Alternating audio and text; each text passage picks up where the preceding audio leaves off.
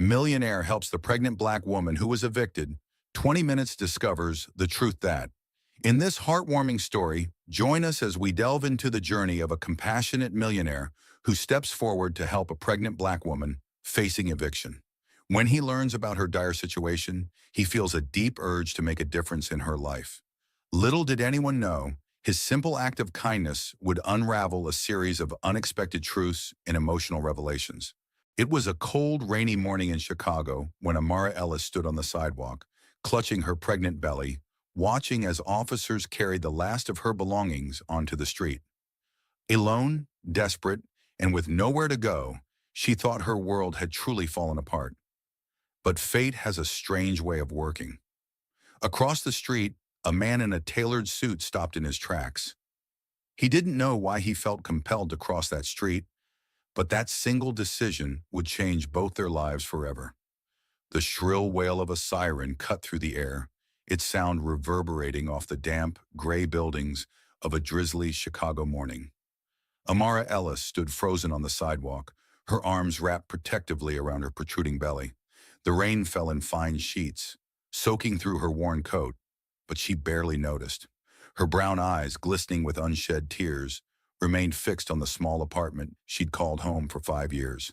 Her belongings, hastily packed into shabby boxes, were now being piled on the wet concrete by two officers who moved with a mechanical efficiency.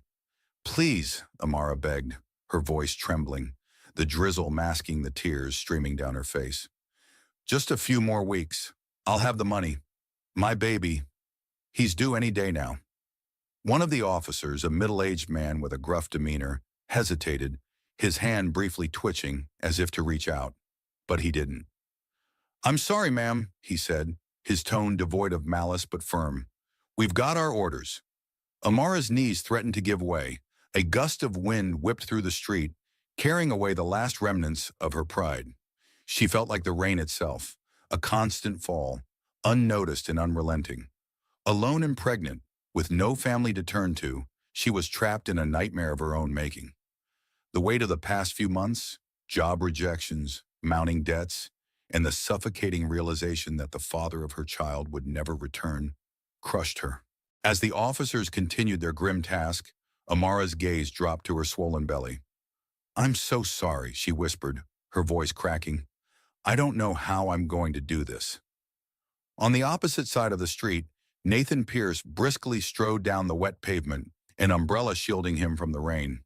His sharp navy suit clung perfectly to his frame, and the leather briefcase in his hand added to the image of a man accustomed to power and control. At 38, Nathan had risen to prominence as the CEO of Pierce Innovations, a tech conglomerate that had revolutionized the industry. His schedule was packed with back-to-back meetings, each promising lucrative deals and opportunities. But that morning, something else caught his attention. As he glanced across the street, Nathan's steps faltered. His piercing blue eyes locked on the commotion on Amara. At first, it was the vulnerability of her figure that drew him in, the way she stood like a solitary island amidst a storm.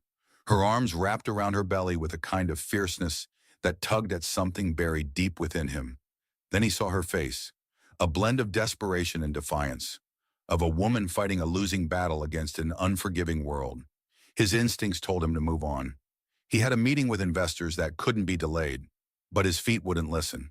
For reasons he couldn't fully explain, Nathan felt compelled to intervene. "Excuse me," he called out as he crossed the street, his authoritative tone cutting through the sound of the rain and the officers' muffled conversations. "What's going on here?" The younger officer, startled, turned to face him. "This woman's being evicted, sir," he said, his tone neutral but slightly wary of Nathan's commanding presence. "And what does she owe?" Nathan asked, his voice firm. "Sir, you don't have to," Amara began, her voice weak yet laced with embarrassment. Nathan raised a hand gently, silencing her. His gaze, steady and resolute, never wavered. "How much?" he repeated. The officer hesitated, then gestured to a landlord standing nearby. A balding, impatient man who looked like he had been dealing with tenants like Amara his whole life. The landlord quickly rattled off the amount, adding with a sneer, "And I've been patient long enough." Nathan pulled out his phone, his jaw tightening. "I'll pay it, all of it, including the next 3 months."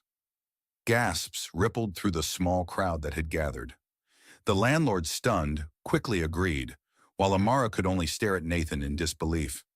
Her lips parted as if to speak, but no words came out. Within minutes, the transaction was complete, and the officers began retreating, muttering about how this was the strangest eviction they'd ever seen. When the street fell silent again, Amara found herself alone with Nathan.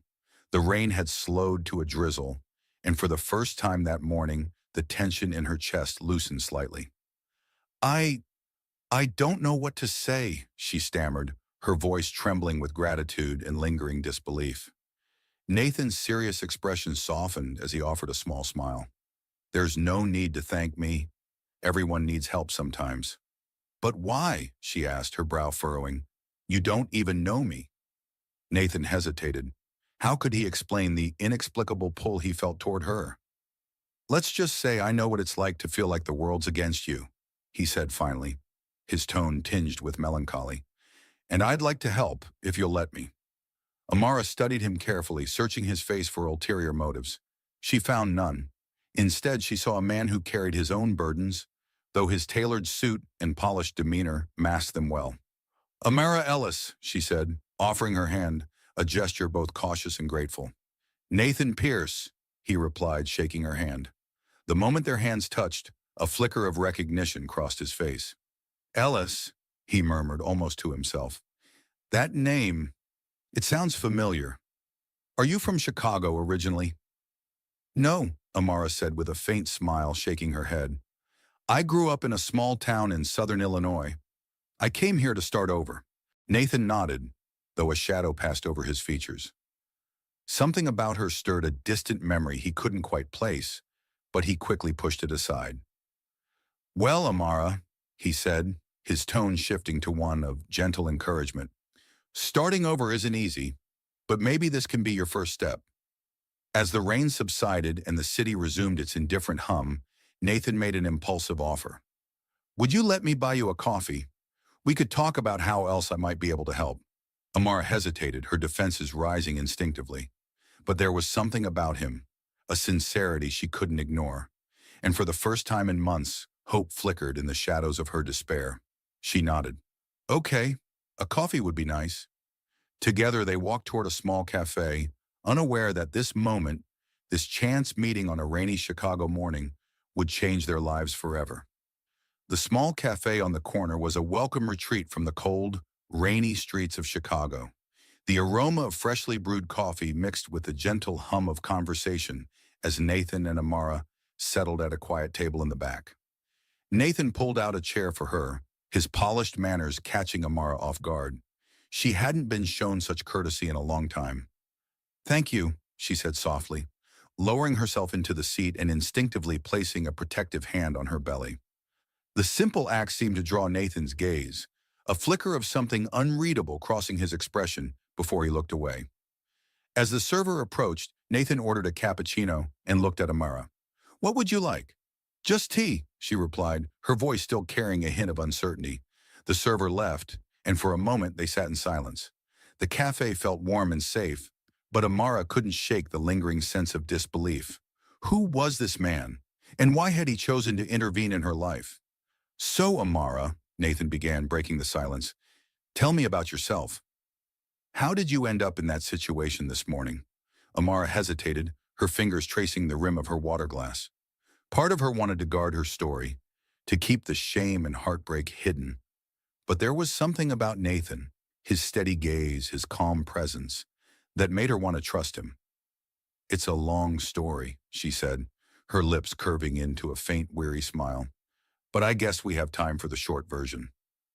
Nathan nodded, his attention fully on her. I'm all ears. Amara took a deep breath and began. She spoke of her childhood in a small Illinois town, of a father who drank too much and a mother who disappeared when she was a teenager.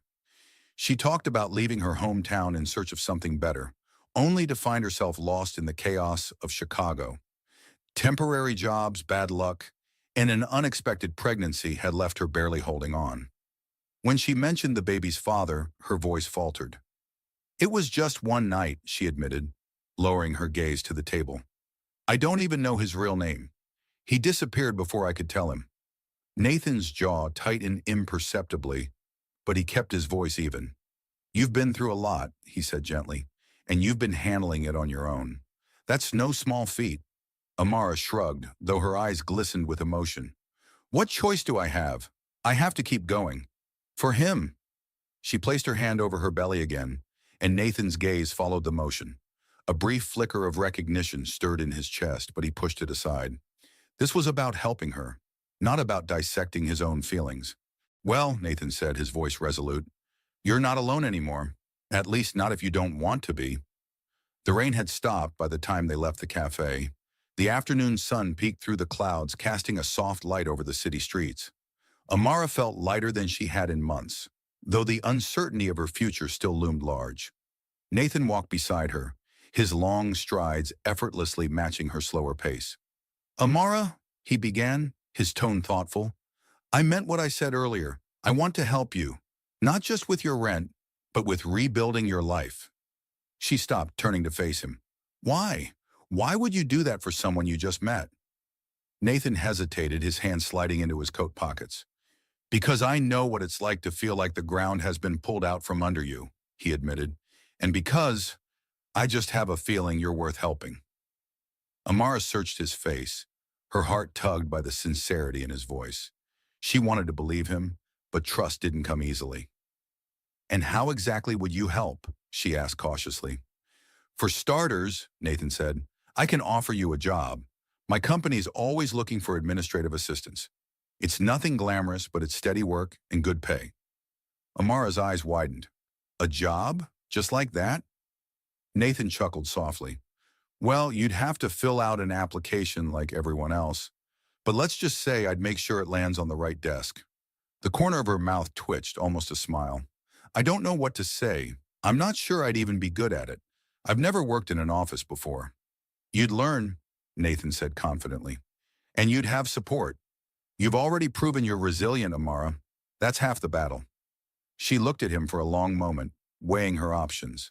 Accepting his help meant stepping into a world she didn't fully understand, but it also meant a chance, a real chance to build something better for herself and her baby. Finally, she nodded. Okay, I'll give it a try. Nathan's smile was warm and genuine. Good. We'll get everything set up tomorrow. As they approached Amara's apartment building, now safe thanks to Nathan's intervention, she turned to him. Thank you, she said quietly, her voice full of emotion. I don't think I can ever repay you for what you've done. Nathan shook his head. You don't owe me anything, Amara. We all need someone to believe in us now and then. She hesitated, then added, Why me? Out of all the people in the world, why did you stop for me? Nathan's gaze softened, but his answer was deliberately vague. Let's just say I believe in fate. As she unlocked the door and stepped inside, Amara turned back to him, a small smile on her lips. Maybe fate isn't so bad after all. Nathan watched as the door closed behind her, a faint smile of his own playing on his face. But as he walked away, his thoughts turned inward. The name Ellis, the vulnerability in her eyes, the faint stirrings of a memory he couldn't quite place. They all tugged at something deep within him. He didn't know what it was yet, but he intended to find out. Amara adjusted the hem of her second-hand blazer as she stepped through the glass doors of Pierce Innovations. The sheer scale of the building, a towering skyscraper that dominated the Chicago skyline, made her feel small, but she kept her head high. The baby shifted in her belly as if sensing her unease, and she placed a comforting hand there. Mommy's got this, she whispered, steeling herself before stepping into the polished marble lobby. The receptionist, a polished woman with sharp eyes, glanced up and offered a professional but distant smile. You must be Amara Ellis. Mr. Pierce is expecting you. Take the elevators to the 27th floor. Amara nodded, murmured her thanks, and made her way to the elevators. As the numbers climbed higher, her nerves grew tighter. She couldn't shake the feeling that she didn't belong in a place like this, surrounded by sleek suits and the hum of corporate efficiency. But when the elevator doors opened, she was greeted by a familiar face. Nathan stood there looking effortlessly composed in his tailored suit. His smile was warm, instantly putting her at ease.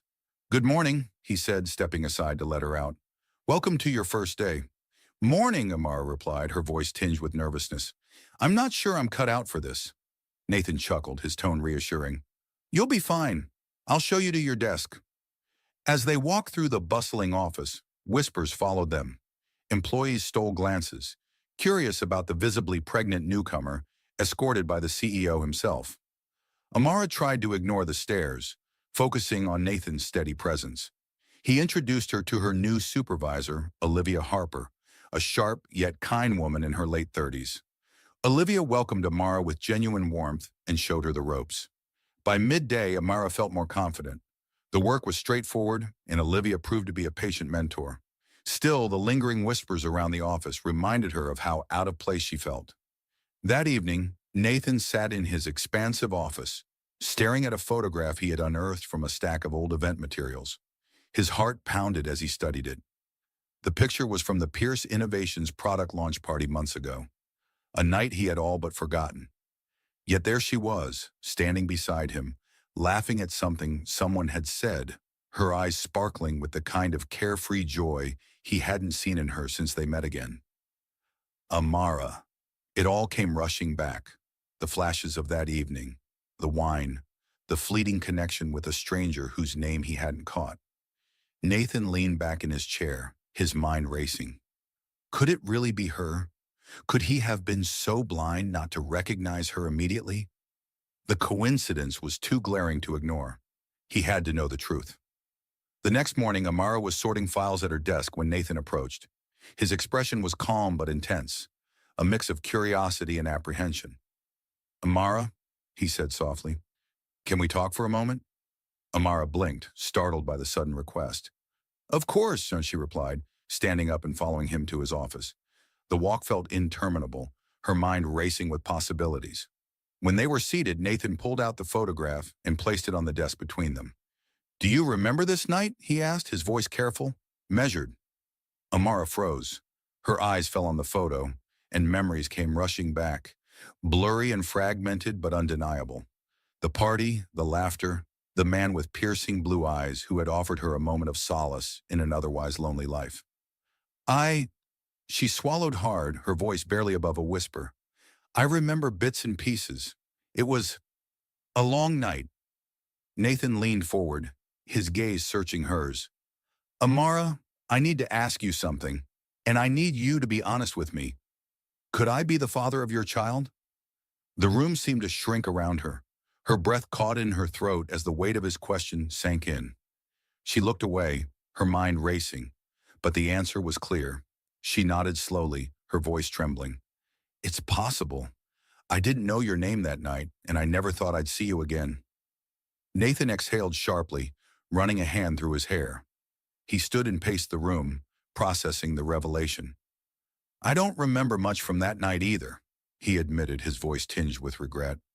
But if there's even a chance that this baby is mine, I want to be there, for both of you. Amara watched him carefully, her emotions a tumultuous storm. Nathan, she said cautiously, I didn't come to you for help because of this. I didn't even realize it was you until now.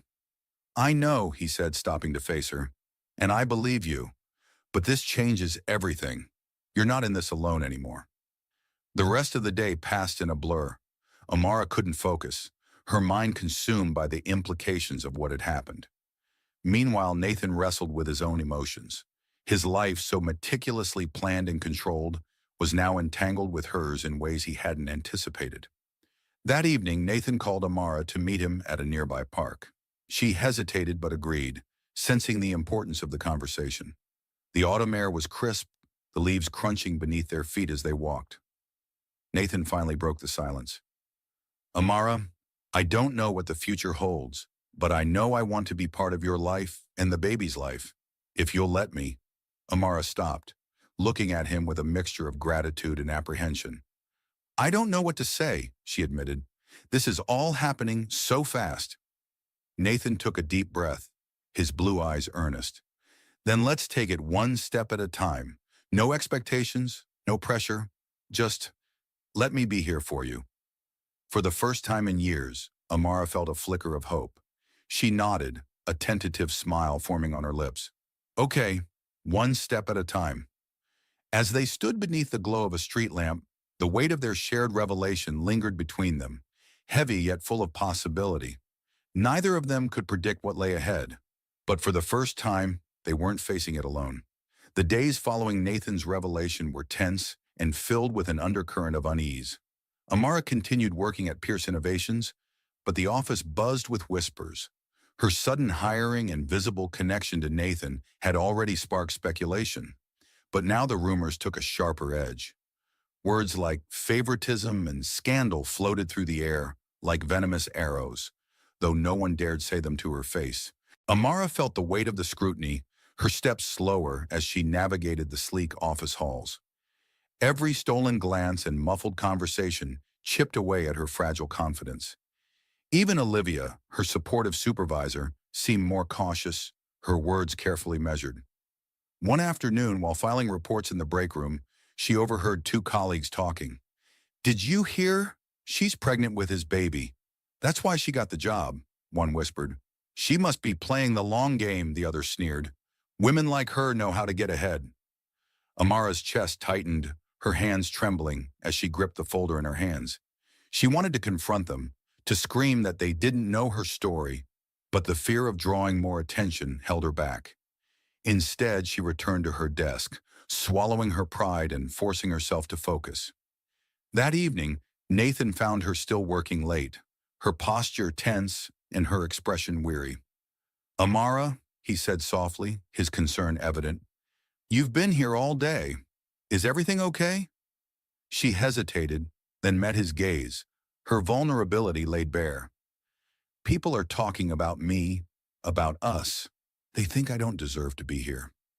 Nathan's jaw tightened, his protective instincts flaring. "I'll put an end to it," he said firmly.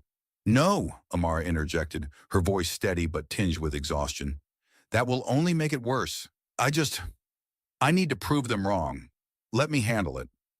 Nathan studied her for a moment, his respect for her resolve growing. "You're stronger than you think," he said finally, "but you don't have to face this alone." The following morning, Nathan's secretary knocked on his office door, her expression hesitant. "Mr. Pierce, there's a visitor here to see you," she said. "She claims to be your late wife's sister." Nathan's breath caught. He hadn't seen or spoken to Catherine Rowan since Sarah's funeral 5 years earlier. Memories of that time, of grief, guilt, and the suffocating weight of loss flooded back as he nodded. "Send her in." Catherine entered, her presence commanding despite her casual attire. Her auburn hair was streaked with gray, and the lines on her face spoke of years of pain. She looked at Nathan with a mix of sorrow and accusation. "Nathan," she said, her voice steady but cold, "it's been a long time." "It has," he replied, gesturing for her to sit. "What brings you here?" Catherine didn't mince words. "I've heard about the baby and about the woman. Is it true?" Nathan's stomach tightened, but he nodded. "Yes, Amara is pregnant, and there's a strong possibility the baby is mine."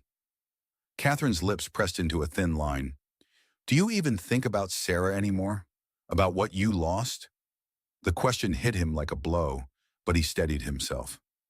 "Every day," he said quietly. "But Sarah is gone, Catherine, and I can't spend the rest of my life trapped in the past. This baby, she's a second chance for me." Catherine's gaze softened, though her voice remained firm. "I'm not here to judge you, Nathan, but you need to understand something. Sarah was pregnant when she died." The words landed like a thunderclap. Nathan stared at her, his mind racing. What are you talking about?" "She found out just days before the accident," Catherine continued, her voice breaking slightly. "She wanted to surprise you, to tell you that night. That's why she insisted on coming home early." Nathan felt as though the air had been sucked from the room. He leaned back in his chair, his hands gripping the armrests as he tried to process the revelation.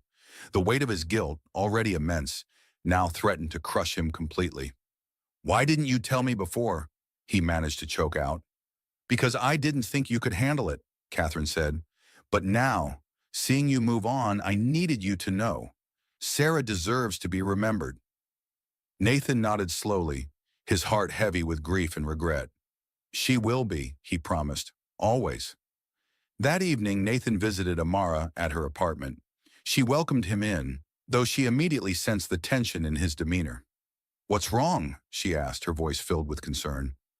Nathan hesitated, then sat down beside her on the worn couch. "Catherine came to see me today," he admitted. "She told me something I didn't know. Something about Sarah."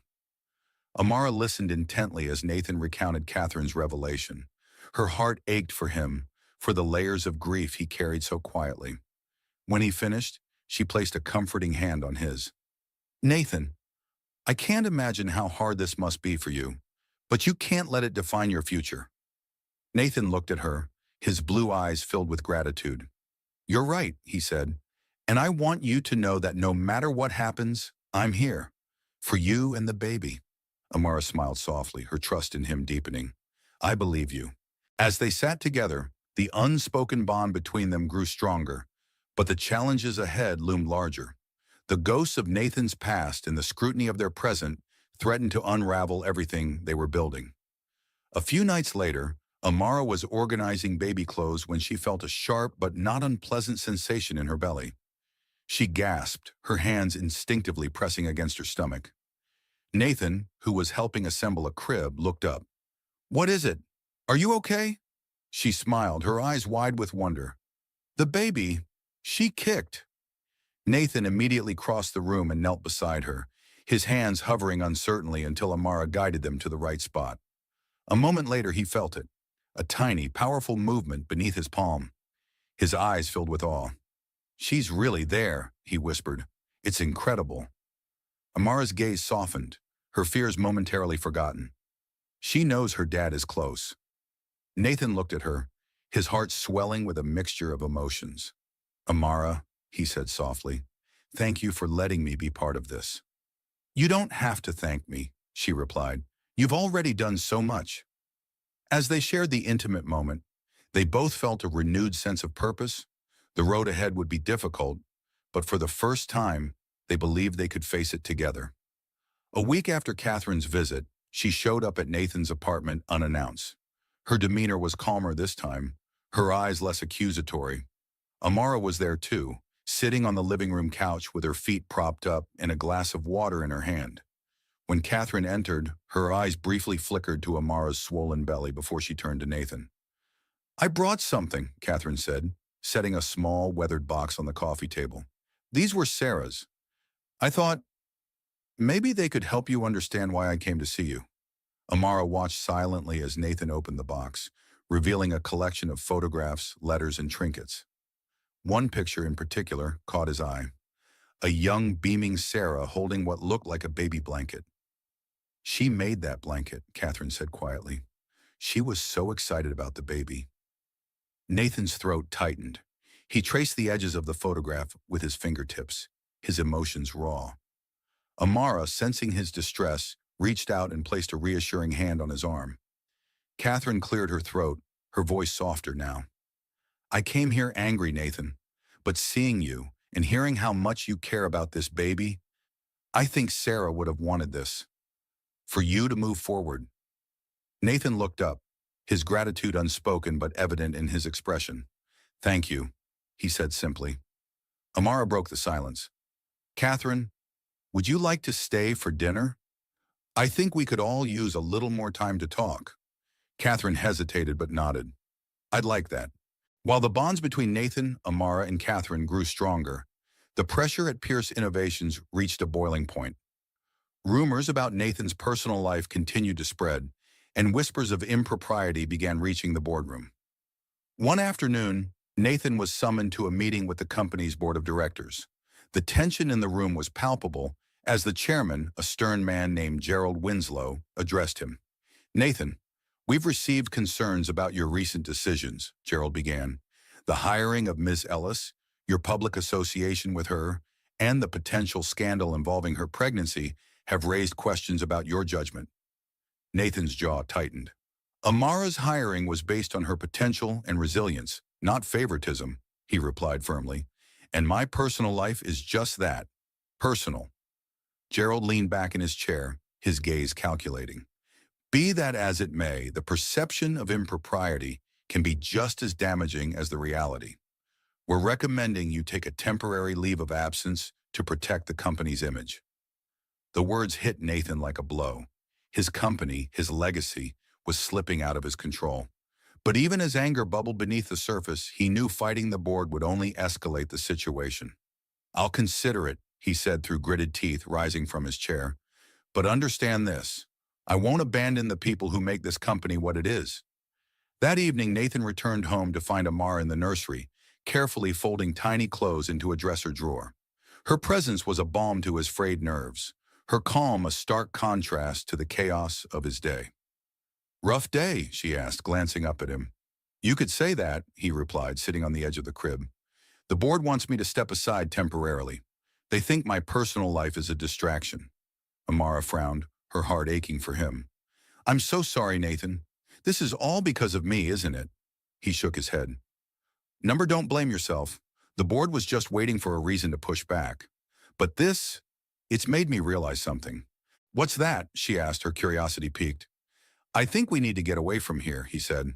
"From the city, the rumors, all of it. My family has a house in Vermont, a quiet place where we could start fresh. Just the three of us." Amara blinked, surprised by the proposal. "Leave Chicago?" "I know it's a lot to ask," Nathan admitted, "but I think it could be good for us, for the baby. A real chance to figure out what we want our lives to look like." Amara looked down at her belly, her mind swirling with thoughts. Leaving Chicago meant leaving behind the only semblance of a life she had managed to build. But the idea of a new beginning, far from the prying eyes and judgmental whispers, was undeniably appealing. "Okay," she said finally, her voice steady. "Let's do it." The following weekend, Catherine returned for dinner. Amara and Nathan had already decided to share their plan with her, knowing it would affect her too. "We're leaving Chicago," Nathan announced over the meal. "We're moving to Vermont." Catherine looked surprised but not upset. "That's a big change. Why Vermont?" "It's peaceful," Nathan explained, "and we need a fresh start." Catherine nodded slowly. "I can understand that, but I'd like to stay in touch if that's okay. I want to be part of this baby's life." Amara smiled, her affection for Catherine growing. "Of course. Your family, Catherine. And we want our daughter to know about her namesake." Catherine's eyes glistened with unshed tears. "Thank you," she said softly. "That means more to me than you know." As the moving truck pulled away from the apartment, Amara and Nathan stood on the sidewalk, their fingers intertwined. The city that had been both a place of struggle and a stage for their improbable meeting now felt like a closed chapter. "Are you ready for this?" Nathan asked, his voice gentle. Amara looked at him, her smile tentative but hopeful. "I think so. For the first time in a long time, I feel like I'm exactly where I'm supposed to be." Nathan leaned down, pressing a soft kiss to her forehead. "We'll make this work, I promise." As they drove out of Chicago, the horizon stretched before them, filled with the unknown. But for Nathan and Amara, it wasn't just an escape. It was the beginning of something new. Together, they would build a life for their daughter, a life rooted not in the past but in the promise of the future. The drive to Vermont felt like a journey into a different world. Amara watched the landscape shift from towering skyscrapers to rolling hills, the trees painted in hues of gold and crimson. The farther they traveled from Chicago, the more her shoulders relaxed, as if the weight of the city's scrutiny was lifting with every mile. Nathan turned down the long gravel driveway leading to the Pierce family estate. The house came into view, nestled amidst a canopy of maple trees. It was a sprawling colonial-style home with white shutters, a wraparound porch, and an inviting charm that made Amara's breath catch. "This is beautiful," she said softly, her hand resting protectively on her belly. "It's been in my family for generations," Nathan replied, a touch of nostalgia in his voice. "I used to come here every summer as a kid. It always felt like a safe haven." As they stepped out of the car, the crisp autumn air carried the faint scent of wood smoke. Nathan opened the front door, revealing a warm interior with polished wooden floors, a stone fireplace, and large windows that bathed the space in natural light. "This will be home," he said, his voice gentle, "for as long as you want it to be." Amara looked at him, her eyes glistening. "It already feels like home." The first weeks in Vermont were a mix of challenges and quiet joys. Amara found solace in the simplicity of country life. She spent her mornings walking through the woods, the sound of crunching leaves underfoot grounding her. The afternoons were filled with preparations for the baby, assembling furniture, folding clothes, and decorating the nursery with soft pastels. Nathan split his time between helping Amara and managing his company remotely. The barn on the property had been converted into a home office, complete with high-speed internet and all the tools he needed to stay connected. Despite the distance from Pierce Innovations, he found clarity in the slower pace, his mind free to focus on the company's future without the constant noise of the city. One evening, as Amara sat by the fireplace knitting a tiny blanket, Nathan joined her with 2 mugs of hot chocolate. He handed her one and settled onto the couch beside her. "You're good at this," he said, nodding toward her knitting. She laughed softly. "I'm learning. I thought it'd be nice to make something for her." Nathan's gaze softened. "She's lucky to have you." Amara looked down, a faint blush creeping across her cheeks. "She's lucky to have you too." One morning, as Nathan was reviewing emails, his phone buzzed with a message from Olivia Harper, Amara's former supervisor. Olivia. "Nathan, I hope you're doing well. Things at Pierce Innovations have taken a turn. The board is making decisions that go against everything you built the company to stand for. We need you back, or at least your guidance." Nathan frowned, his mind racing. He had expected turbulence after stepping back, but the thought of the company's vision being compromised filled him with unease. He didn't want to disrupt the life he and Amara were building, but he also couldn't ignore Olivia's plea. "What's wrong?" Amara asked as she walked into the room, her hand resting lightly on her belly. Nathan hesitated before showing her the message. "It's Olivia. She says the board is making questionable decisions." Amara read the message, her brow furrowing. "Do you want to go back?" Nathan shook his head. "Not to Chicago, but I can't let the company lose its way." Amara thought for a moment, then smiled. "What if we bring the company here?" Nathan blinked. "What do you mean?" "You said this place was your safe haven," she explained. "Why not turn it into a retreat for innovation? A place where your team can come to focus, away from the city. It could help the company and let us stay here." Nathan stared at her, impressed by her insight. "That's, actually brilliant." A week later, Catherine arrived at the estate, her car kicking up gravel as she pulled into the driveway. Amara greeted her at the door, her smile warm despite the chilly air. "Welcome," Amara said. "Come in. It's so good to see you." Catherine entered, her arms filled with gifts for the baby. "I hope I'm not intruding," she said, looking around at the cozy home. "I just wanted to see how you're settling in." Amara led her to the living room, where Nathan was tending to the fireplace. He looked up, his face lighting up with a genuine smile. "Catherine, it's good to see you." As they sat together, Catherine shared stories of Sarah, her voice laced with both sorrow and fondness. "Sarah would have loved this place," she said, looking out the window at the golden leaves. "She always dreamed of a quiet life like this." Amara reached for Catherine's hand, squeezing it gently. "She's still a part of this life. We named the baby after her for a reason." Catherine's eyes filled with tears, and she nodded. "Thank you for that. It means the world to me." As the first snow blanketed the Vermont countryside, Amara and Nathan found themselves settling into a rhythm. The nursery was ready, their plans for the retreat were in motion, and Catherine had become a welcome visitor, bridging the past with the present. One snowy evening, as the three of them sat by the fire with cups of mulled cider, Nathan looked at Amara and Catherine, feeling an unfamiliar but welcome sensation, contentment. "This feels right," he said, his voice soft but firm. "Like we're building something real." Amara smiled at him, her hand resting on her belly. "We are." Catherine raised her glass, a rare smile gracing her lips. "To Sarah," she said, "to family." As the snow continued to fall outside, Amara, Nathan, and Catherine found themselves bound not by tragedy, but by hope, ready to face whatever challenges the future might bring.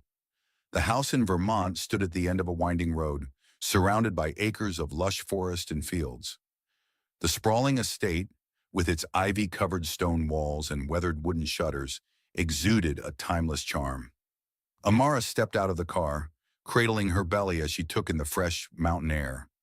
It was a stark contrast to the noise and chaos of Chicago, a silence so profound it felt almost surreal. "This is it," Nathan said, stepping beside her. His voice was soft, a mixture of nostalgia and hope. "It belonged to my grandparents. I used to spend summers here as a kid." "It's beautiful," Amara murmured, her awe genuine. She turned to him, her voice tinged with uncertainty. "Do you think we'll fit here?" Nathan placed a reassuring hand on her back. "We'll make it fit," he promised, "for us and for her." They walked toward the house, the crunch of gravel beneath their feet echoing in the stillness. Inside, the home was warm and inviting, filled with memories of generations past. Amara ran her fingers along the edge of an old oak table, feeling a sense of peace she hadn't known in years. "This could work," she said, her smile tentative but sincere. "It will," Nathan replied, his determination unwavering. The days that followed were a whirlwind of unpacking and adjustments. Nathan converted the old barn into a home office, complete with high-speed internet and video conferencing equipment, so he could continue managing Pierce Innovations from afar. Amara, meanwhile, found solace in the kitchen and garden, discovering an unexpected joy in nurturing the land. One afternoon, as Amara knelt in the soil planting a row of flowers, Nathan approached with a steaming cup of tea. "You're a natural," he remarked, watching her work. She glanced up at him, wiping dirt from her hands onto her jeans. "I think I needed this," she admitted. "Something simple, something grounding." Nathan nodded, his gaze lingering on her. "I think we both did." As the weeks passed, their bond deepened. Quiet evenings spent by the fireplace turned into nights of shared stories and laughter. The house, once filled with echoes of the past, now began to hum with the promise of a future. One crisp autumn morning, the sound of tires crunching on the gravel driveway interrupted their breakfast. Nathan rose from his chair, peering out the window to see a familiar car pulling in. "It's Catherine," he said, his surprise evident. Amara's brow furrowed. "Did she say she was coming?" Nathan shook his head but opened the door to greet her. Catherine stepped out, carrying a large bag and looking slightly nervous. "I hope I'm not intruding," she said, her voice tentative, "but I wanted to bring something for the baby." "You're always welcome here," Nathan assured her, stepping aside to let her in. Catherine's demeanor softened as she entered the cozy home. She placed the bag on the dining table and began pulling out its contents: hand-knitted blankets, baby clothes, and a small framed photograph of Sarah. "I thought it would be nice for her to know where she came from," Catherine said, her voice wavering. Amara picked up the photograph, her heart swelling with gratitude. "Thank you," she said softly. "This means so much." Catherine stayed for lunch, and by the time she left, the air between them felt lighter. The visit had bridged the gap between their complicated past and the family they were building. The first snowfall of the season blanketed the Vermont countryside as Amara went into labor. Nathan, calm under pressure, helped her to the car and drove through the snowy road to the nearest hospital, his hands gripping the wheel tightly. Hours later, their daughter was born. The delivery room was filled with the sound of her first cries, a melody that brought tears to both of their eyes. "She's perfect," Nathan whispered, holding the tiny wriggling bundle in his arms. He passed her to Amara, who cradled her daughter with a mixture of awe and love. "What should we name her?" Amara asked, her voice hoarse but full of emotion. Nathan hesitated, then smiled. "Sophia," he said. "It feels right." Amara nodded, tears streaming down her face. "Sophia Pierce," she whispered. "Welcome to the world, little one." Back at the Vermont house, the first weeks of parenthood were both exhausting and magical. Nathan took on as much as he could, often waking in the middle of the night to soothe Sophia's cries. Amara marveled at his patience, her heart swelling with affection as she watched him bond with their daughter. One evening, as they sat by the fire with Sophia asleep in her bassinet, Nathan turned to Amara. "I've been thinking," he began, "about the company." Amara raised an eyebrow. "What about it?" "I don't want to leave Sophia and you behind, but I also don't want to abandon Pierce Innovations," he said. "What if we turn this place into an innovation retreat, a space where employees can come to work, recharge, and think outside the box?" Amara's eyes lit up. "That's brilliant. It could be exactly what the company needs. They spent the rest of the evening sketching out ideas, their excitement building. For the first time in months, the future felt not just possible, but bright. On Sophia's first night in her nursery, Amara and Nathan stood by the crib, watching her sleep. The room was filled with the soft glow of a nightlight, and the air was thick with the quiet hum of contentment. "We've come a long way," Amara said, her voice tinged with wonder. Nathan wrapped an arm around her, pulling her close. "And we've got a long way to go. But we'll do it together." Amara leaned her head against his shoulder, her heart full. "I wouldn't have it any other way." As the snow continued to fall outside, blanketing the world in a pristine white, Nathan and Amara knew they had found something rare, a love forged in adversity, strengthened by trust, and filled with hope for the future.